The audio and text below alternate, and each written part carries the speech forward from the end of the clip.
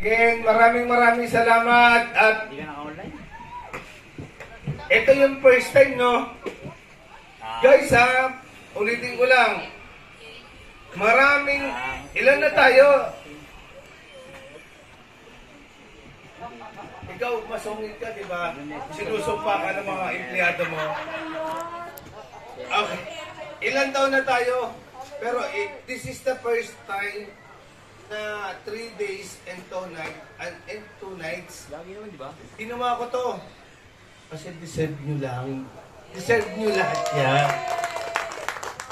Sabi nga ni boss, alam mo naman, nasa si Ma'am Honey. Alam mo yung yabang ni boss? Alam mo yung concern palagi ni Madam? Yung mga nasa office staff na sila nag-arrange? Boss, mahal. Boss, mahal. Boss, maubos ang ating pambayad sa brand.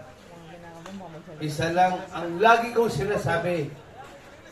Ayokong makarinig ng mahal. Ang gusto ko marinig, yung